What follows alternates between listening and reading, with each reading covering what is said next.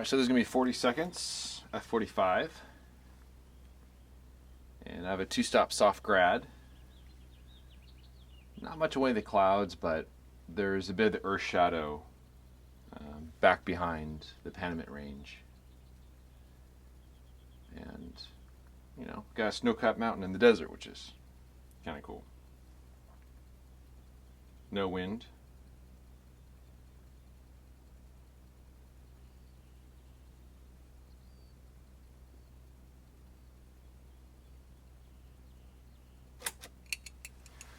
I was certainly hoping for clouds, but you get what you get.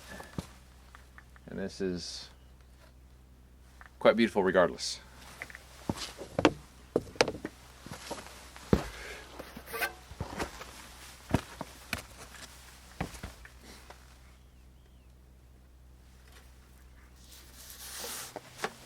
So for the early morning photos like this, there's oftentimes a window of light which we just had, which is where the earth shadow is in the background, and it provides a nice gradient in the sky. And then you give it a little more time, that earth shadow drops behind, the sky gets kind of bright, and then the sun starts hitting the peaks. And so the next opportunity you'll have will be when the sun is illuminating the crest of the mountains. Now, I shot a similar photo last year, but I don't know. We'll see. The clouds are actually going away as sunrise approaches. But in any case, it's always great to expose some film.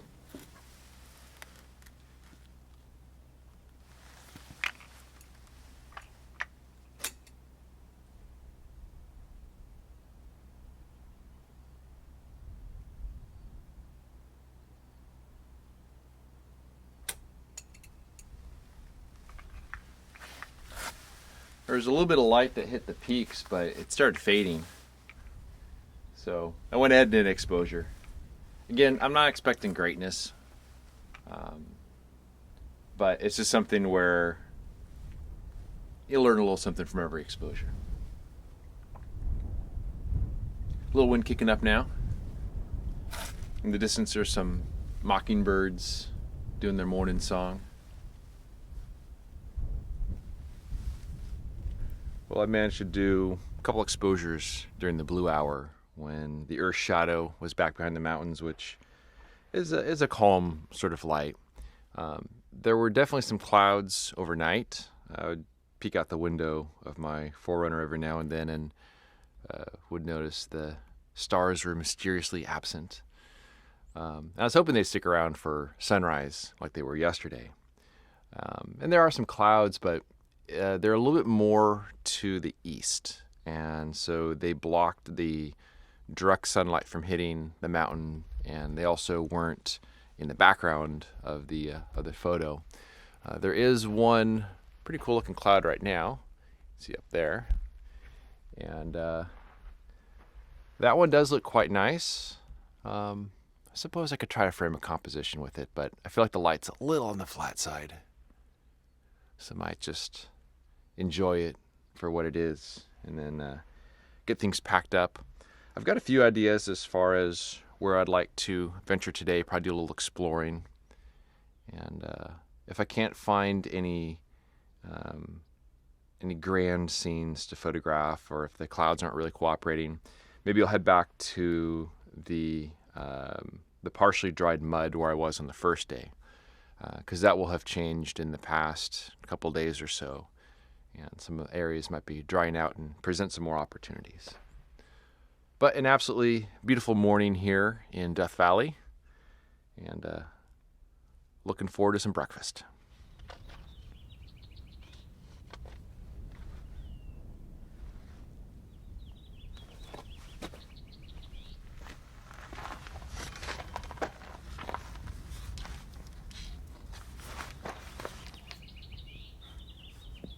In the distance I hear the call of a northern mockingbird, the sound of spring.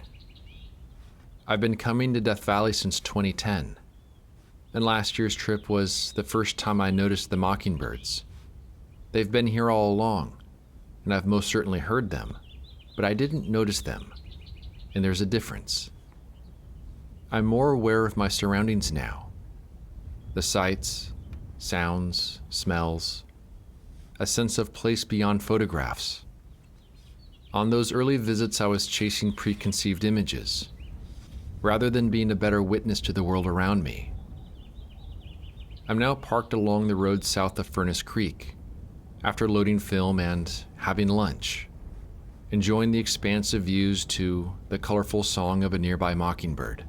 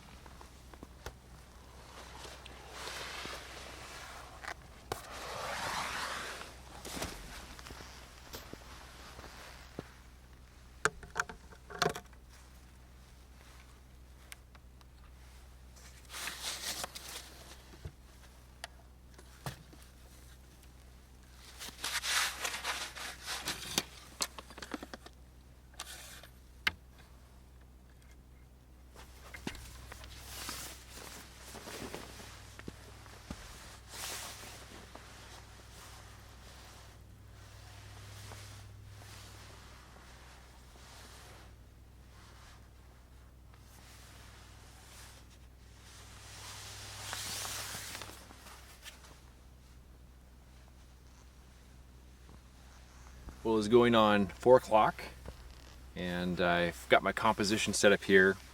There are these interesting patterns here that I noticed when I was out wandering here this morning. I guess remnants of puddles with some salt deposits around the outside, but there's this pattern of them that works pretty well when balanced with the mountains in the background.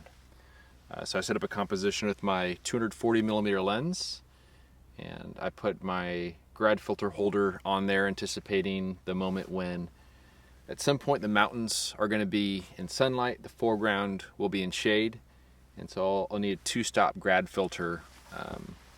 Could be a soft edge or a hard edge. I won't quite know until the time comes. What I like to do is I just hold them up and look through them, and you get a pretty good feeling as far as which one's going to be better. I suspect I'm probably going to use a soft edge filter. It'll just feather it down really nicely so that there isn't as much of an abrupt transition. As far as clouds, there are some high clouds up in the sky. They keep drifting off to the east, so I don't know if they'll be around when it comes time to take the photo. But there's some off in the distance. And the thing about Death Valley is oftentimes it's your northern view that has a better chance of getting clouds in it, because you have a pretty long view up the valley. But we'll see. I'll also say that the sun is pretty intense right now. It's not a hot day by any stretch of the imagination. If you're in the shade, it feels nice and cool. But with all this light reflecting off these damp mud flats, it really it's getting you from multiple sides. So it's definitely a bit on the warm side. And being underneath the dark cloth is a nice break from the intense sunlight. But we'll see what happens. I've got some time to kill, but this is a pretty cool subject, and hopefully I'll be able to expose some film on it.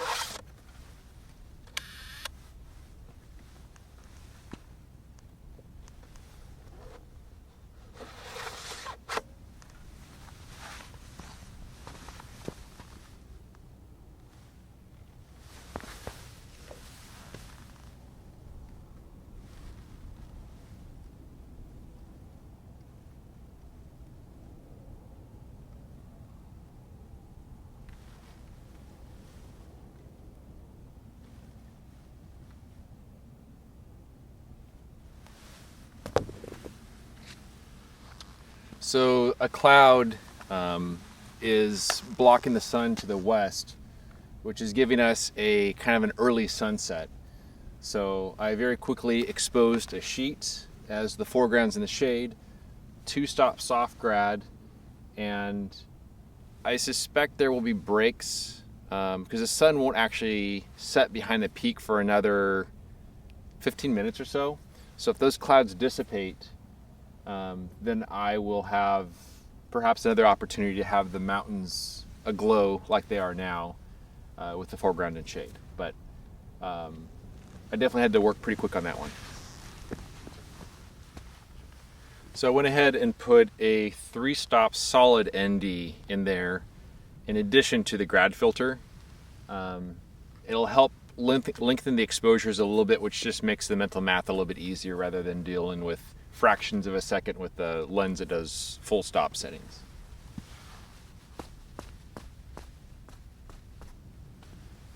We have foreground now in light, background in light, and the sun is moments away from dipping below the horizon, and then the foreground will be in shadow, and we'll see what happens with the mountains. All right, we're very close to that sun dropping below the horizon. It's about one sun's distance from the edge of the horizon. At that point, the foreground will be in shadow for good, and we'll see what happens with the light on the mountains.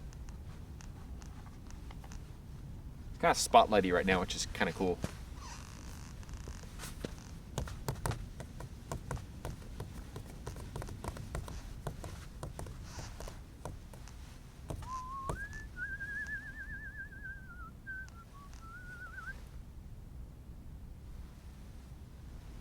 All right, the sun is about 10-15% behind the horizon. So the foreground's gonna start getting darker here. I already see the shadow in the background hitting the mountains.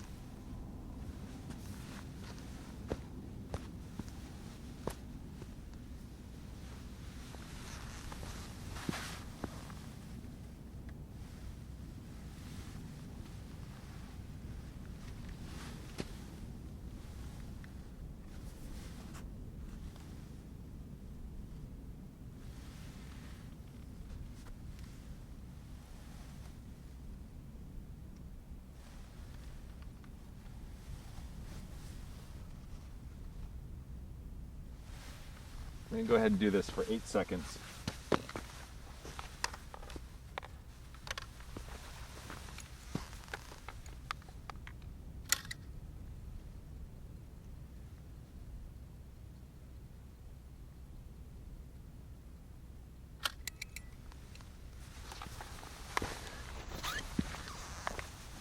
The sun is starting to fade a little bit on the background mountain.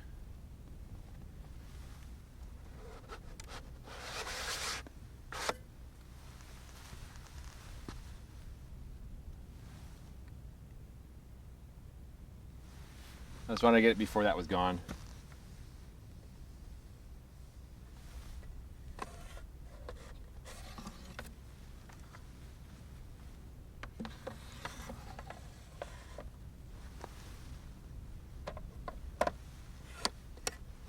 And I don't know if the shadow in the background is from a cloud or from a mountain ridge. It might be from a mountain ridge, because I think I see it there too.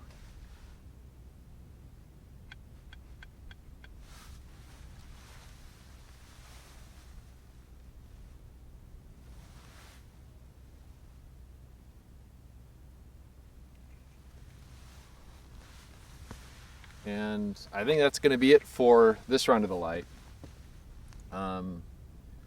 Next up, we're going to see if those clouds light up after the sun sets. Typically the valley views are pretty good when it comes to lighting up clouds. So it's hard to say, but it could very well happen. There's some denser clouds more in this direction that won't necessarily be blocking the light that's happening all the way up the valley. But I'm pretty happy with the windows of light that I had, and we'll see what happens with the Twilight light. So there's a little bit of a glow starting all the way up the valley there.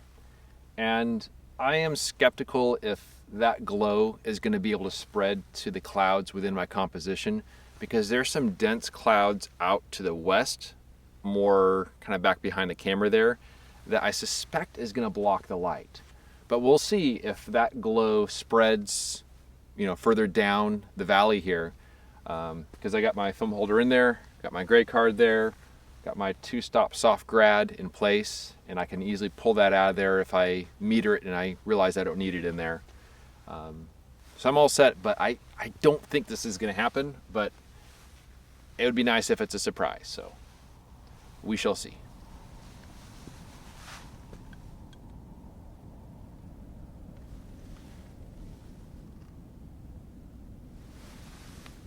It's going to get 30 seconds.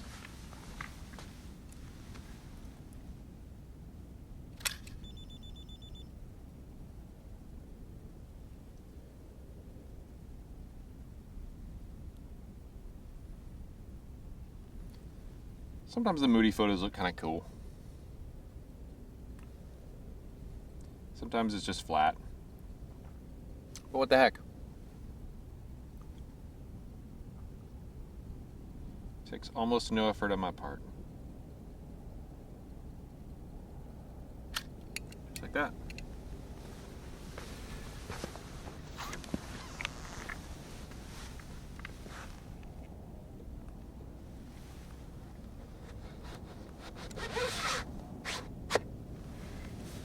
So there you have it. I have no clue how many sheets of film I exposed. 4, maybe? Yeah, 2 there, 2 there. So 4 sheets of film. I don't know what to expect until I see the results. It's always hard to tell, which is why I try to shoot photos at those various windows of light. But now I'm gonna get things packed up, hike back to my truck, and then make the long drive back to camp, and get some dinner, because I am starving. And I think tomorrow I'm gonna go for another bike ride, because why not?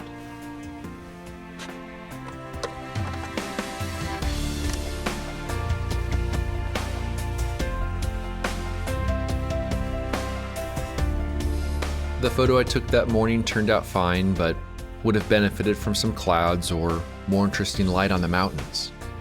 Nonetheless, it was a wonderful experience, and I'll try again on a future visit. As for my evening subject, both windows of light yielded photos I'm satisfied with, but my preference is the second, with its fleeting light and cloud structure that mimics the salt patterns in the foreground.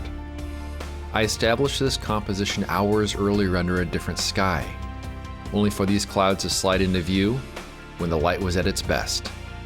And although there's no way I could have predicted what would happen that evening, learning to recognize patterns is one of the many benefits of returning to a familiar location. Thanks as always for watching, and we'll see you around next time. You may have noticed this video has no ads and no sponsors, and I think it's nicer that way. If you enjoy this ad-free and clickbait-free content and want to help me live my dream, a voluntary contribution through PayPal or by joining my Patreon helps keep my gas tank full and my film freezer stocked. You can find more information by visiting my website at benhorne.com/donate. I also have prints, ebooks, and my annual portfolios available on my website. Thanks so much for watching, and we'll see you around next time.